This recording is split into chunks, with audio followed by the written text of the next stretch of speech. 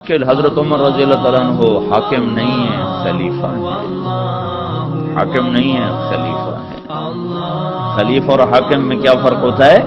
خلیفہ حکم پر حکومت قربان کر دیتا ہے۔ حاکم کون ہوتا ہے؟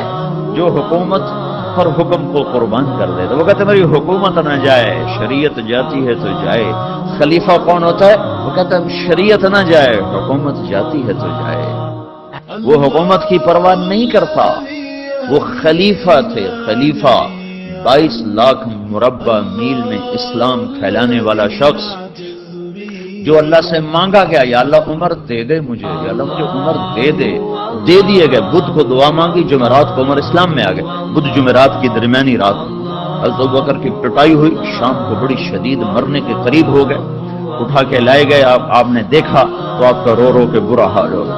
اس وقت آپ نے دعا کی، اللہ اسلام کو عزت ہے ان دو میں سے ایک، عمر یا عمر۔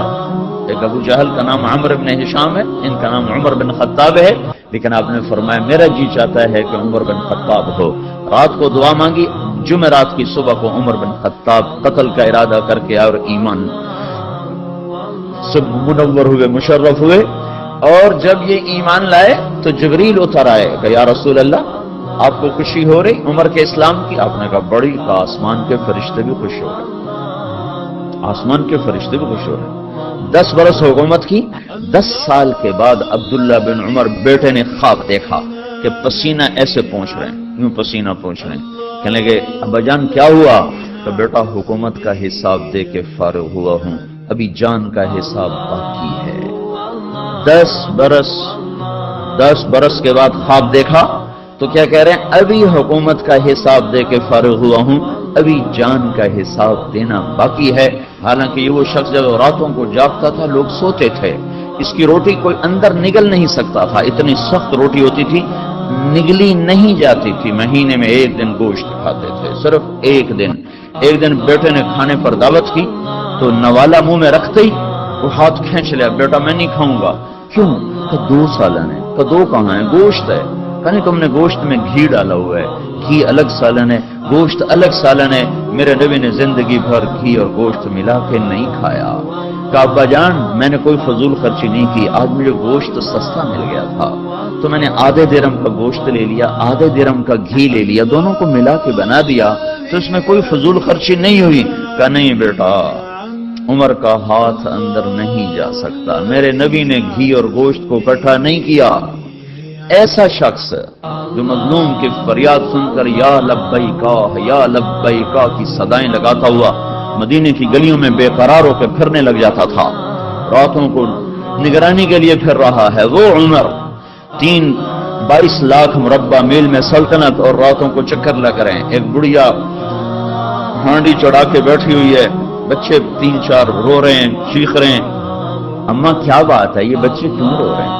کھانا کچھ نہیں، بھوک سے رو رہے ہیں۔ یہ کیا ہے؟ کہ یہ تو تسلی کے لیے ہے، پانی اوپر چڑھایا ہوا، اندر کچھ نہیں ہے۔ میرا اور عمر کا اللہ کے ہاں حساب ہوگا۔ تو عمر کی آنکھوں میں آنسو آ، عمر کو تیرے حال کی کیا خبر؟ کہ تو ہمارا حاکم کیوں بنتا ہے اگر ہمارے حال کی خبر نہیں لیتا؟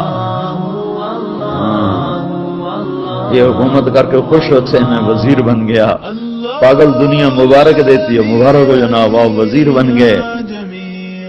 تو عمر وہاں سے بھاگے، بیت المال سے سامان اٹھایا، بوری بھری، اپنے کمر پر اٹھانے لگے تو نوکر نے کہا میں اٹھا لوں، اسلم غلام میں اٹھا لوں۔ فرمایا قیامت کے دن بھی میرا بوجھ تم اٹھاؤ گے۔ بوری اٹھائی اور بھاگے ہوئے آئے، اور آ کر جلدی سے اس میں گھی اور پنیر اور کھجور، حیسا ایک عرب میں حلوہ بنتا تھا، حیسا، وہ جلدی سے تیار کیا اور لکڑیاں ڈال کے پھونک مار رہے ہیں۔ اسلم فرماتے ہیں غلام کہ میں دھواں ان کی داڑھی میں سے نکلتا اور آنکھوں سے آنسو بیت میں دیکھ رہا تھا، وہ بے قرار ہو کے آگ جلا رہے تھے یہاں تک کہ وہ حیسا تیار ہوا۔ پھر آپ نے خود ڈوئی میں سے پلیٹوں میں ڈال کے بچوں کے آگے رکھا، پھر ایک طرف بیٹھ گئے، ان کو کھاتا دیکھنے لگے۔ پھر وہ بچے ہنسنے کودنے لگے۔